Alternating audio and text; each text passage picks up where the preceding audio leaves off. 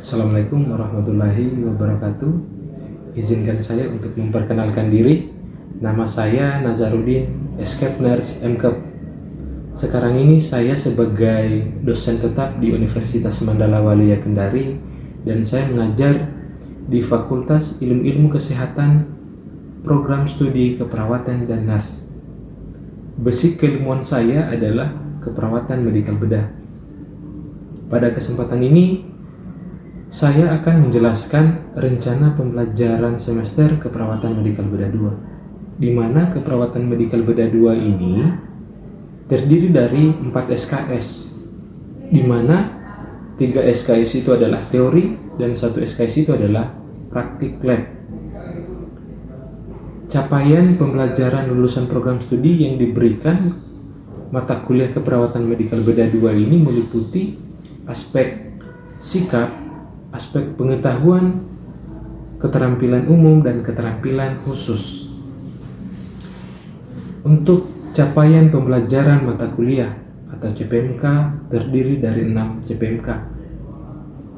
CPMK 1 melakukan simulasi asuhan keperawatan dengan kasus gangguan sistem endokrin, sistem imunologi, sistem pencernaan, dan sistem perkemihan pada klien dewasa dengan memperhatikan aspek legal dan etis.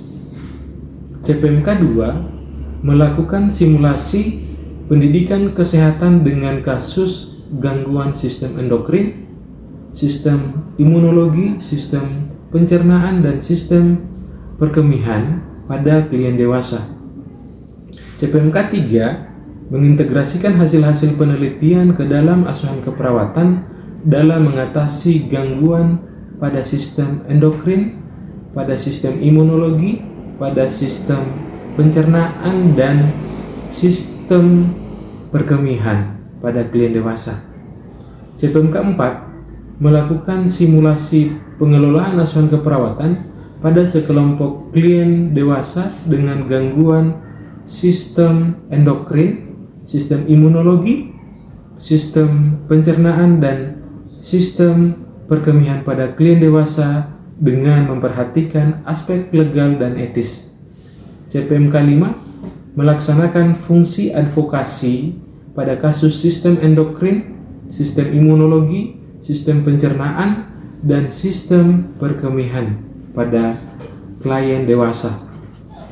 Dan CPMK yang terakhir itu adalah mendemonstrasikan intervensi keperawatan pada kasus dengan gangguan sistem endokrin, sistem imunologi, sistem pencernaan, dan sistem perkemihan pada klien dewasa dengan standar berpikir kreatif dan inovatif sehingga akan menghasilkan pelayanan yang efektif dan efisien, di mana mata kuliah ini berfokus pada pemenuhan kebutuhan klien pada orang dewasa dan pemberian asuhan keperawatan pada sistem endokrin, sistem imunologi, sistem pencernaan, dan sistem perkemihan berdasarkan proses keperawatan dengan mengaplikasikan ilmu biomedik, seperti biologi, histologi, biokimia, anatomi fisiologi, patofisiologi, ilmu keperawatan medikal bedah, ilmu penyakit dalam, farmakologi, nutrisi, dan rehabilitasi. Ruang lingkup bahasan mulai dari pengkajian sampai dengan evaluasi asuhan keperawatan pada klien. Intervensi keperawatan meliputi terapi modalitas keperawatan pada berbagai kondisi termasuk terapi komplementer. Kemudian untuk proses pembelajaran dilakukan melalui kuliah pakar collaborative learning berdasarkan belajar berdasarkan masalah, metode pembelajaran yang dilakukan secara student center learning, ceramah dan diskusi, dan praktek laboratorium. Bahan kajian materi pembelajaran keperawatan medikal bedah 2 ini ada 4. Yang pertama, anatomi, fisiologi, patofisiologi, farmakologi pada sistem endokrin, imunologi, sistem pencernaan, dan sistem perkemihan. Yang kedua itu adalah asuhan keperawatan meliputi pengkajian, diagnosa, intervensi, implementasi, dan evaluasi. Dan yang ketiga itu adalah tren dan isu serta evidence based practice dalam melaksanakan gangguan sistem endokrin, imunologi, sistem pencernaan, dan sistem perkemihan. Kemudian terkait daripada peta kompetensi, pertemuan perkuliahan keperawatan medikal bedah ini sebanyak 16 kali pertemuan. Di pertemuan ke-8 akan diadakan ujian tengah semester, dan pertemuan ke-16 itu akan diadakan ujian akhir semester. Media pembelajaran LCD, laptop, RPS, dan PPT. Dan PPT ini atau materi-materi yang kami gunakan itu berasal dari buku, kemudian mengambil materi dari jurnal nasional maupun jurnal internasional. Kemudian di keperawatan medikal bedah ini kami memiliki 6 anggota tim pengajar. Salah satunya itu adalah saya sendiri. Mungkin itu saja gambaran singkat dari mata kuliah keperawatan medikal bedah yang saya ampuh di semester genap ini. Berikut cuplikan video pengajaran mata kuliah keperawatan medikal bedah 2. Terima kasih. Assalamualaikum warahmatullahi wabarakatuh. Bismillahirrahmanirrahim. Assalamualaikum warahmatullahi wabarakatuh. Waalaikumsalam warahmatullahi wabarakatuh. Alhamdulillah, puji syukur kita ucapkan kepada Allah Subhanahu wa taala karena berkat limpahan rahmat dan taufiknya juga lah sehingga pada pagi hari ini kita sama-sama hadir di tempat ini untuk mengikuti acara perkuliahan keperawatan medikal bedah 2 ya. Jadi mungkin sebelum kita melakukan perkuliahan, mungkin ketua tingkatnya bisa pimpin doa. Langsung saja ya kepada saudara Ivan untuk pimpin doa. Oke, baik teman-teman, sebelum kita mulai perkuliahan, marilah kita berdoa menurut agama dan kepercayaan kita masing-masing. Berdoa dimulai.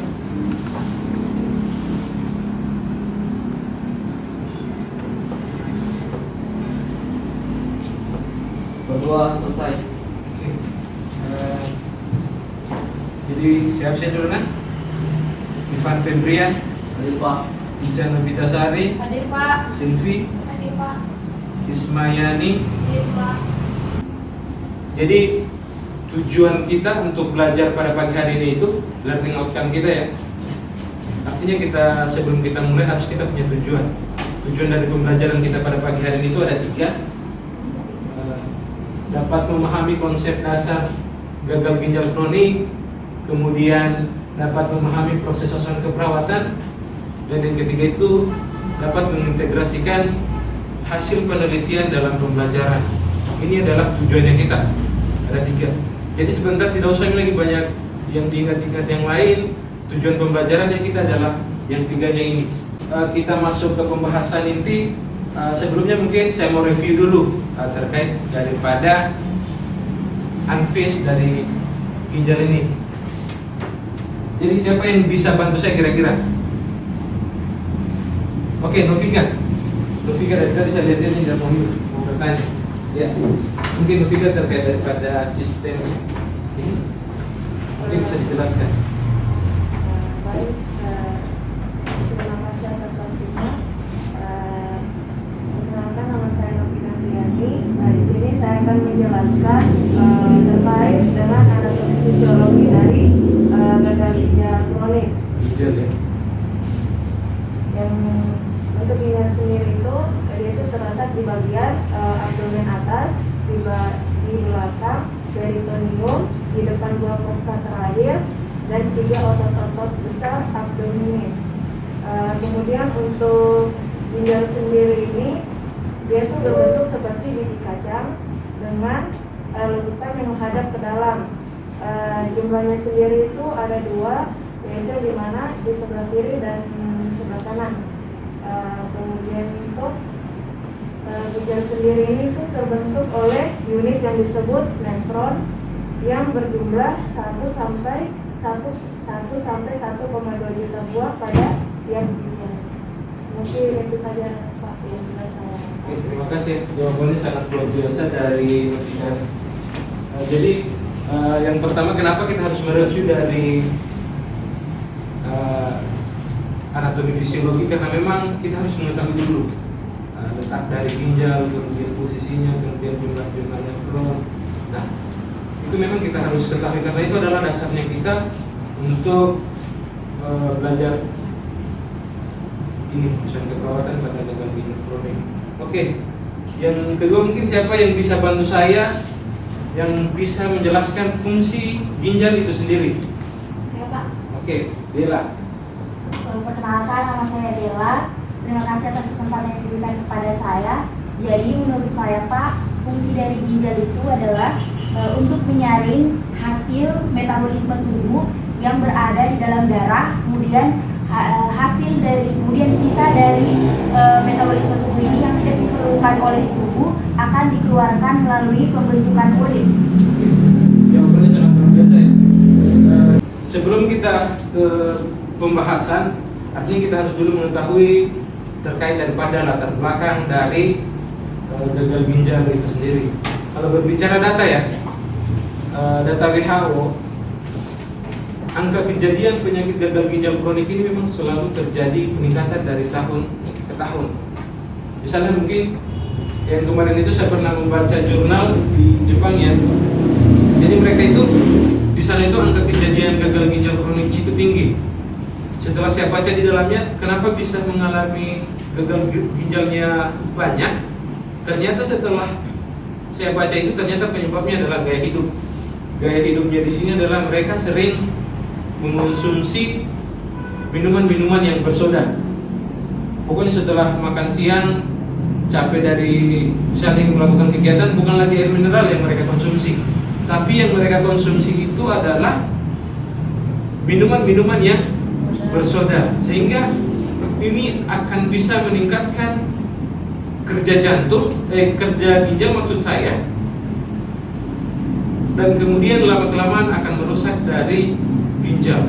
Nah, kemudian bicara data riskes, kebetulan saya lihat di buku registrasi dari rumah sakit ya, dari tahun ke tahun itu selalu terjadi peningkatan, dan kemudian lumayan banyak yang mengalami penyakit gagal ginjal kronik itu ya. Dari tahun ke tahun itu biasanya selalu terjadi peningkatan, dan kemudian lumayan banyak, sekitaran di angka 500-an yang menderita atau yang mengalami gagal ginjal kronik itu, lumayan banyak. Ini adalah dengan latar belakang ini sebelum kita ini, siapa kira-kira yang bisa definisikan dari apa sih GGK itu sebenarnya?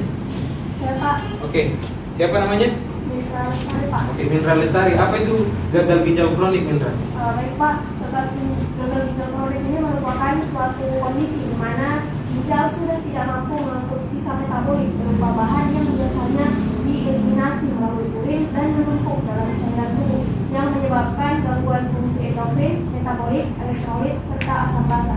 Oke, ternyata dampak dari gagal ginjal kronik itu banyak ya. Jadi tadi sudah dijelaskan sama Mindra Lestari. Ternyata gagal ginjal kronik itu sebenarnya adalah gangguan fungsi ginjal yang progresif dan irreversibel, di mana kemampuan tubuh gagal untuk mempertahankan metabolisme dan keseimbangan cairan dan elektrolit, menyebabkan uremia atau terjadi retensi urea dan sampah nitrogen lain dalam darah. Penyakit gagal ginjal kronik terjadi bila kedua ginjal sudah tidak mampu mempertahankan lingkungan dalam yang cocok untuk kelangsungan hidup. Kemudian, jadi artinya bahwa memang gagal ginjal kronik ini adalah di bagian ginjal yang mengalami patologi ya, di mana tidak mampu lagi fungsi dari glomerulus sebenarnya yang harusnya disaring itu makanan dan sisa-sisa makanan di metabolisme, namun karena gagal ginjal yang rusak sehingga tidak mampu lagi untuk difiltrasi makanan-makanan itu, dan waktu kelamaan fungsi ginjal itu mengalami peningkatan kerja sehingga akan berujung dengan namanya gagal ginjal kronik. Artinya bahwa kalau sudah kronik berarti diawali dengan akut. Kronik ini adalah ada karena penyakit infeksi, kemudian peradangan, penyakit vaskular hipertensif, kemudian ada gangguan kongenital dan herediternya. Artinya adalah misalnya kenapa dia bisa infeksi, ternyata kenapa bisa infeksi? Kalau infeksi ini kan berarti pasti akan ada apa kira-kira yang terjadi pada ginjal? Ada luka ya. Jadi ketika ada luka berarti ada resiko untuk dia infeksi, responnya itu dia akan infeksi. Nah, gitu. Biasanya kenapa sih bisa infeksi? Berarti karena ada luka atau tidak ada peradangan. Adanya peradangan di daerah apa kira-kira? Glomerulus ya.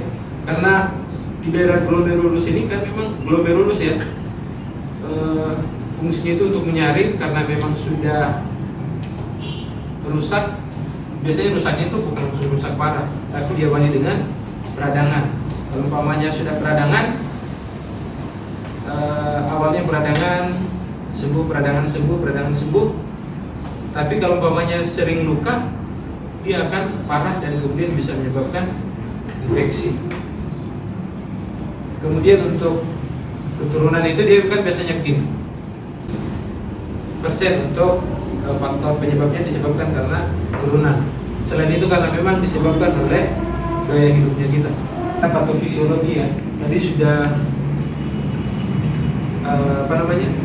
definisi, yang kemudian kedua tadi ada etiologinya, kemudian yang ketiga adalah terkait daripada patofisiologi. Jadi di mana patofisiologinya ini adalah sebenarnya yang kita harus bahas adalah terkait daripada perjalanan penyakit dari gagal ginjal kronik ini. Nah, jadi yang pertama memang kita harus mengetahui dulu fungsi dari ginjal. Fungsi ginjal itu intinya adalah menyaring hasil metabolisme tubuh yang berada dalam darah dan akan membuang hasil metabolisme yang tidak dibutuhkan tubuh melalui proses pembentukan urin. Artinya yang tidak dibutuhkan itu akan dibuang melalui urin ya. Kemudian biasanya juga sih melalui keringat. Nah, keringat. Jadi sebenarnya penyebab awalnya itu adalah ini kan untuk memfiltrasi. Kalau memfiltrasi berarti ada namanya yang harus ada penyaringnya gitu. Penyebab awalnya dari GGK itu adalah disebabkan karena adanya luka pada area glomerulusnya ini. Artinya itu biasanya disebut dengan glomerulus sklerosis ya. Jadi setelah ini akan menjadi inflamasi sehingga mengalami kerusakan yang permanen atau fibrosis. Kemudian setelah itu akan terjadi seluruh unit nefron secara bertahap akan hancur. Jadi tadi kan nefron itu jumlahnya dalam jumlah yang banyak ya. Jadi itu akan hancur sehingga filter darah dan menghasilkan urin itu akan apa ya? Akan dalam jumlahnya akan berkurang. Gitu. Kemudian setelah itu akan mengalami namanya laju filtrasi atau LFG itu, laju filtrasi glomerulus sedikit turun daripada pasien asimptotik ini akan disertai dengan kadar urin yang makin meningkat dan kadar kreatinin secara meningkat. Artinya yang pada pasien-pasien yang mengalami gagal ginjal kronik ini yang akan dilihat itu adalah biasanya bicara nilai kreatinin dan ureumnya. Biasanya selalu terjadi peningkatan. Ketika biasanya di sini untuk melihat ini adalah bisa kita melihat hasil lab biasanya untuk melihat itu. Jadi yang paling menunjang biasanya adalah data dari kreatinin sama ureumnya. Itu yang paling menunjang untuk melihat apakah memang dia mengalami gagal ginjal kronik atau tidak. Nah, kemudian untuk tanda dan gejalanya ini sebenarnya banyak ya. Berbicara dari sistem kardiovaskuler, kemudian gastrointestinal, kemudian sistem reproduksi, pernapasan, dan sistem perkemihan. Nah, biasanya yang kita sebagai perawat harusnya kita mampu melihat bagaimana sih urin yang keluar dan cairan yang masuk. Biasanya memang pada pasien-pasien yang gagal ginjal kronik itu masalahnya adalah air itu. Mereka sudah tidak bisa lagi buang air kecil. Karena kenapa? Karena memang mereka ini fungsi ginjal yang tadi saja sudah tidak bisa mengeluarkan sudah tidak bisa mengeluarkan lagi, artinya fungsi ginjalnya ini sudah tidak bisa lagi memfiltrasi dari sisa minuman atau makanan yang mereka konsumsi. Akhirnya terjadilah penumpukan di dalam tubuh, sehingga biasanya itu yang pada pasien-pasien yang gagal ginjal kronik itu sesak napas biasanya setelah terjadi penumpukan cairan. Jadi penumpukan cairan ini biasanya ada di paru-paru. Nah, karena memang harusnya mau dikeluarkan, karena kan bagaimana kalau umpamanya kalau kita sudah tidak bisa PHK, kira-kira mau lari di mana itu cairan yang apalagi sifatnya itu adalah toksik, racun. Jadi otomatis yang racunnya tadi harusnya dikeluarkan sehingga dia bisa menjalar ke seluruh tubuh. Nah, ini biasanya itu yang terjadi penumpukan. Paling kita lihat fakta yang di lapangan yang saya lihat kemarin itu adalah pasiennya datang dengan keluhan katanya diare dan kemudian diarenya itu sudah 6 hari diare terus. Ternyata pikirannya hanya diare biasa. Ternyata itu adalah faktor penyebab dari atau tanda dan gejala dari kalau pasien ini mengalami gagal ginjal kronik ini. Asuhan keperawatannya ada tidak yang mau ditanyakan terkait daripada konsep dasar dari gagal ginjal kronik tadi? Coba. Oke. Muhammad Rais ya? Ya Pak. Oke. Apa yang mau ditanyakan Muhammad Rais? Pada faktor yang ada di lapangan, pada pasien gagal ginjal kronik selalunya ada penumpukan cairan pada bagian ekstremitas bawah, selalu mengalami udem. Apa penyebab dan tindakan apa yang dilakukan sebagai perawat? Oke, jadi begini ya. Jadi ini pertanyaan ini sangat bagus ya. Pertanyaan dari siapa namanya? Muhammad Rais ya? Ya Pak. Jadi terkait daripada ini sebenarnya tadi saya sudah jelaskan terkait daripada kenapa sih dia bisa udem. Artinya memang yang pada biasanya adalah yang mengalami udem itu memang pada bagian-bagian ekstremitas bagian bawah, biasanya pada bagian kaki. Ini sebenarnya berarti kalau umpamanya kita bisa lihat dari di manifestasi klinisnya ini adalah bisa kita lihat di bagian sistem perkemihannya. Ini sebenarnya disebabkan karena ada kerusakannya nefron yang memang sudah tidak bisa lagi memfiltrasi atau apa namanya, kalau tahapannya itu dari sehingga ketidakmampuannya ginjal itu untuk memfiltrasi, jadi akan terjadi penumpukan gitu, terjadi penumpukan cairan, sehingga juga dia itu penumpukan cairannya itu bukan hanya pada bagian ekstrem ya. Kemudian untuk di proses asuhan keperawatan, di proses asuhan keperawatan ini kan ada berapa? Ada berapa? 5. Apa saja? Kajian, diagnosa, intervensi, evaluasi. S3 yang tadi ya, sama dengan N3, kemudian kita implementasi, kemudian yang terakhir adalah kita evaluasi. Kalau untuk intervensi itu kan kita merencanakan tindakan, kemudian implementasi itu apa yang kita rencanakan kita harus lakukan, kemudian kita evaluasi kira-kira setelah kita melakukan kajian, kemudian kita evaluasi apakah tindakan yang kita lakukan itu sudah berhasil atau tidak. Ketika kita sudah berhasil, berarti kita stopkan. Ketika umpamanya itu belum teratasi, berarti intervensi itu kita lanjutkan.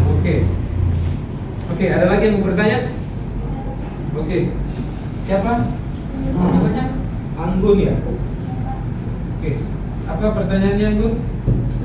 Dalam melakukan proses asuhan perawatan, kita harus melakukan perawatan yang meliputi profesional sosial dan spiritual. Jadi masalah-masalah apa yang harus ditangani sebagai seorang perawat dalam melakukan perawatan yang meliputi profesional sosial dan spiritual pada penyakit diri.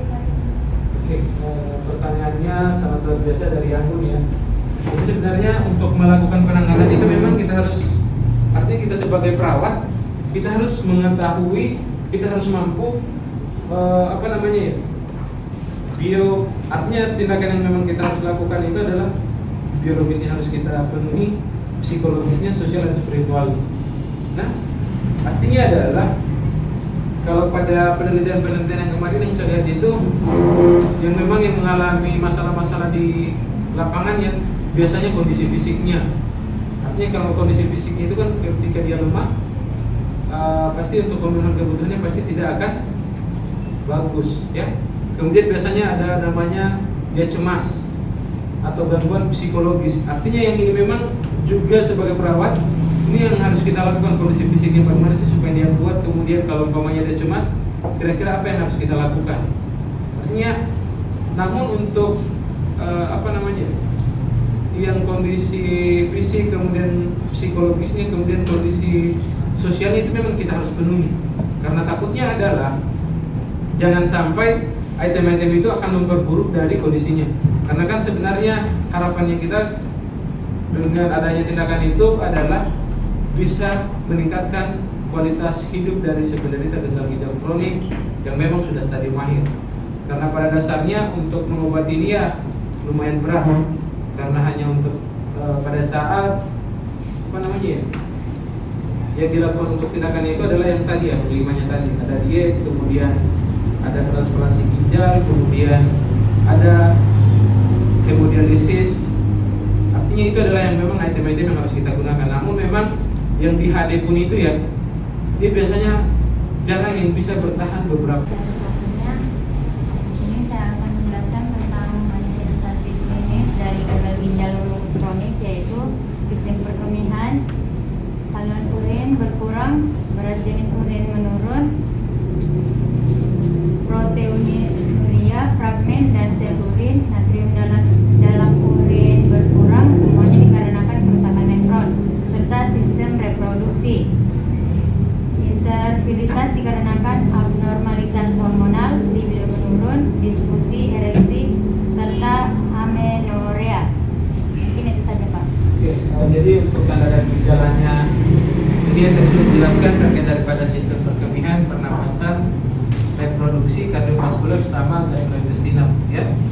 Nanti kemudian sebelum saya mengakhiri dari pertemuan hari ini ya, jadi tolong yang tujuan pembelajaran yang 3 tadi terkait daripada konsep dasar gagal ginjal kronik, kemudian proses perawatan dan gagal ginjal kronik itu sendiri, kemudian terkait daripada mengintegrasikan hasil-hasil penelitian. Artinya adalah hasil penelitian itu kita bisa jadikan evidence base yang kita. Artinya itu adalah kita jadikan dasar untuk kita jadikan kita jadikan referensi lah untuk proses pembelajaran. Untuk sama ketua tingkatnya. Namun untuk tugas besar itu adalah yang pertama membuat asuhan keperawatan pada kasus sistem perkemihan yang tadi, misalnya ISK, batu ginjal, kemudian mungkin bisa angkat kembali terkait daripada gagal ginjal kronik ini. Namun dalam sistematika penulisannya itu adalah nanti bisa dilihat yang pertama, kemudian saya kira cukup ya. Tidak ada lagi yang bertanya? Tidak ada? Oke, kalau umpamanya tidak ada, tolong ya tugasnya tadi yang saya kasih minggu depan kita kumpul. Nah, jadi tolong ditulis memang di bukunya bahwa deadline untuk tugas KMB 2 tentang sistem perkemihan tadi dan sistematika penulisannya tolong ditulis juga ya kan. Jadi untuk tugasnya itu juga modelnya. Yang pertama adalah konsep dasar, kemudian asuhan keperawatannya, kemudian yang ketiga adalah telah jurnal. Oke, mungkin itu saja yang saya bisa sampaikan. Saya akhiri dengan ucapan alhamdulillahirrahmanirrahim. Assalamualaikum warahmatullahi wabarakatuh. Waalaikumsalam warahmatullahi wabarakatuh.